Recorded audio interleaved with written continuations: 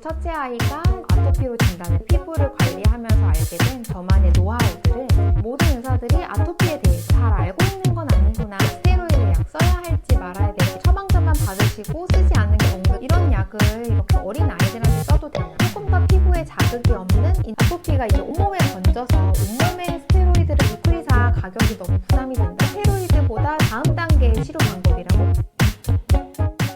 먹는 항히스타민제에 대해서 이야기를 해볼게요. 이거는 가려움증을 줄여주는 약이죠. 항히스타민제도 처방약이 나올 수가 있고요. 하지만 일반적으로는 OTC로 파는 베네드릴이나 지르텍을 먹으라고 할 거예요. 이러한 먹는 항히스타민제, 아토피로 굉장히 가려워할 때도 사용이 가능하고요. 물론 피부에는 아토피가 줄어들거나 이러한 효과는 없지만 일단 아이가 가려움증을 좀 덜 느끼기 때문에 기분이 편안해질 수 있고, 특히 밤에 너무 괴로워서 너무 가려워서 잠을 못 자는 경우에 이러한 항히스타민제를 먹이면 잠을 자는데 좀 도움이 될 수 있어요. 만약에 낮 시간 동안이라면 지르텍이 괜찮아요. 지르텍이 여러 가지 항히스타민제, 졸리지 않은 항히스타민제 중에서는 피부 가려움증에 효과가 상당히 좋은 편이고요. 베네드릴 같은 경우는 효과는 탁월하지만 아이가 졸리게 되니까 낮 동안은 좀 먹는 게 어려울 수도 있어요. 하지만 밤에 아이가 자다가 깨서 너무 가려워한다, 그럴 경우에는 베네드릴을 주시면 잠을 편하게 잘 수 있도록 도움이 되겠죠. 다만 이 베네드릴을 OTC로 사용을 하게 되는 경우에는 아이가 만 6세 이전이라면 이 약을 얼마나 어떻게 먹여야 할지 그 약통에 적혀 있지가 않아요. 사전에 미리 의사와 상담을 하셔서 우리 아이의 나이와 우리 아이의 몸무게에 맞는 복용량을 받아오셔서 가지고 계시다가 필요하실 때 베네드릴을 사용을 하시면 될 것 같아요. 이번에는 크림을 하나 소개해 드릴게요. 바로 이 세라베 안티 이치 크림인데요.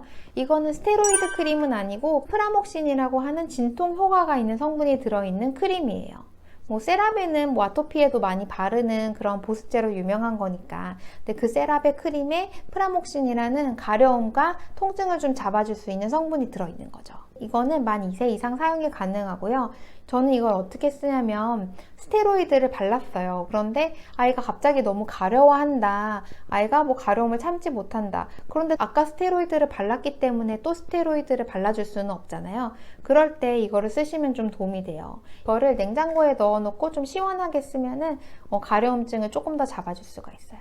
또 아이 피부에 필요할 만한 연고에는 항생제 연고랑 항진균제 연고가 있어요. 아이 아토피가 상태가 너무 안 좋아서 피가 나고 진물이 난다, 또 아이가 너무 긁어서 이게 염증이 생길 것 같다, 그럴 경우에는 보통 처방약으로 뮤피로신이 나와요. 미국에서는 처방약이고 한국에서는 일반 의약품, OTC로 처방전 없이 구매를 하실 수가 있어요.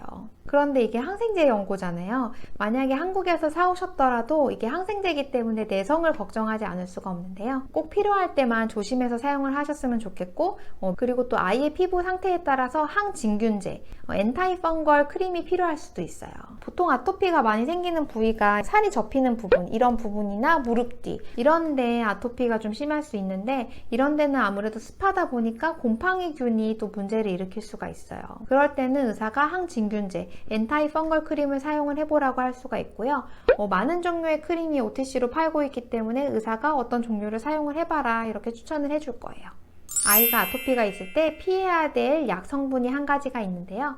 바로 바르는 베네드릴, 다이펜하이드라민, 디펜하이드라민 성분이에요. 디펜하이드라민 성분이 일반적으로 모기약, 벌레 물린 데 바르는 그러한 연고에 들어있는데, 이러한 성분이 잘못하면 부작용이 또 있을 수가 있거든요. 미국에서는 베네드릴 연고에 들어있고 한국에서는 물린디 키드에도 들어있더라고요. 제가 걱정하는 부분은 두 가지인데요. 이 성분이 오히려 알러지 반응을 일으켜서 더 가려워지고 더 빨개지고 이렇게 될 수가 있어요. 그리고 두 번째로 흡수가 너무 많이 되게 되는 그러한 문제가 있을 수가 있고요. 피부가 이제 정상인의 피부와 다르게 장벽이 이미 깨져 있는 상태이기 때문에 연고를 발랐을 때 흡수가 더 많이 될 수가 있어요. 또 모기나 벌레에 여기저기 너무 많이 물려가지고 약을 여기도 바르고 저기도 바르고 많이 바르게 되는 경우에 몸 안으로 흡수되는 양이 너무 많아질 수가 있고요.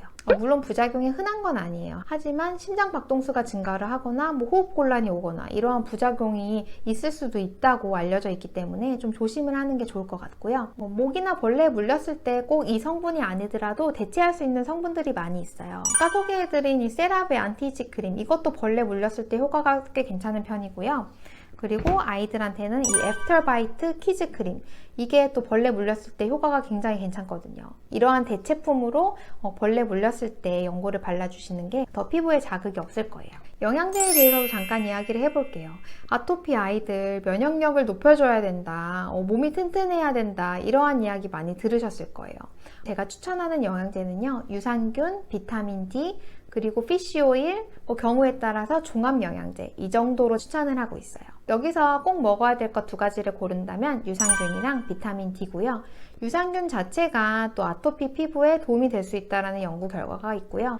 이러한 영양제를 먹는다고 해서 바로 아이가 건강해지고 아토피가 없어지고 이런 것은 아니지만 아이의 면역력을 좀 장기적으로 봤을 때 관리를 해준다는 생각으로 꾸준히 유산균이랑 비타민 D를 먹이고 있어요. 그렇다면 다른 영양제, 다른 서플먼트들은 어떨까요? 솔직히 말하면 저도 아직 답을 찾지 못했어요. 아토피에 좋다는 거 많이 있죠. 달맞이꽃 오일, 이거는 먹기도 하고 바르기도 하고, 또 차가버섯, 강황, 어성초, 정말 여러 가지 서플먼트들이 있는데요. 또 다른 여러 가지 허브들도 굉장히 종류가 많이 있고요.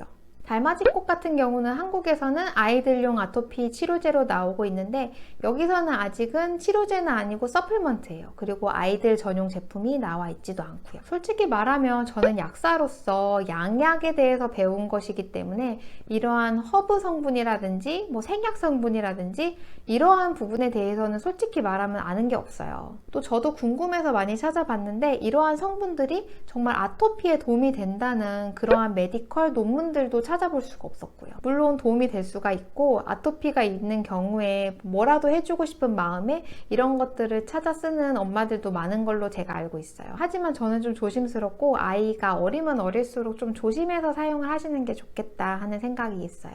제가 이렇게 10가지 팁을 나눠봤고요. 추가로 의사를 만났을 때 어떻게 상담을 할지, 어떤 것들을 물어볼지에 대해서 조금 더 이야기를 해볼게요. 물론 의사가 처방을 해주면서 이 약을 어떻게 사용을 하는 거고 설명을 잘 해줄 거예요.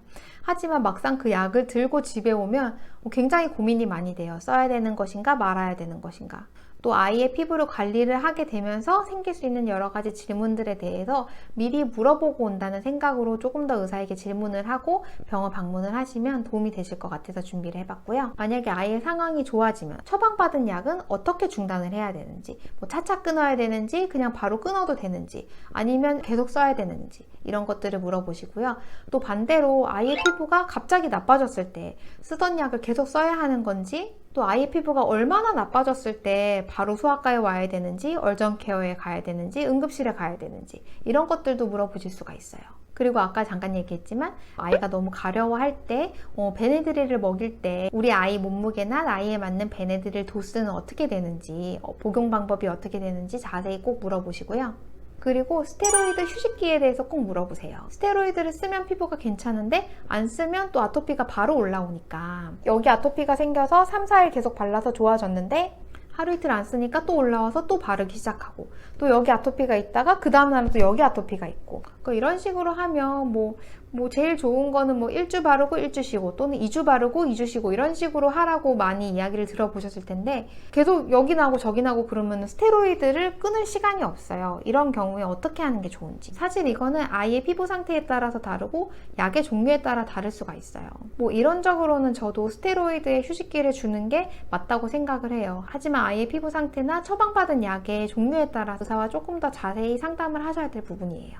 그리고 앞으로의 치료 계획에 대해서도 물어보세요. 몇 주 후에 의사를 또 만나러 와야 되는지, 지금 상태가 호전되지 않으면 언제 의사를 보러 와야 되는지, 지금은 이 약을 처방을 받았는데 그 다음에는 어떤 약을 처방을 할 계획을 가지고 있는지, 치료 방법에 어떤 옵션이 있는지, 이런 것도 꼼꼼히 확인을 하시면 도움이 되실 것 같아요. 아토피 관리는 정말 장기전이고 하루아침에 아이의 피부가 좋아지지 않았어요.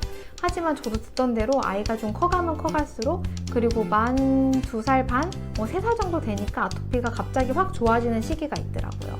그러니까 물론 아이가 어려서 아토피가 정말 하루하루가 전쟁이고 너무 괴로우신 엄마들도 많으시겠지만 희망을 가지시고 우리 아이에게 맞는 치료 방법을 잘 찾으셔서 아이에게 도움을 주셨으면 좋겠고요. 제가 다음 영상에서는 아토피에 도움이 되는 생활 팁에 대해서 나누도록 할게요.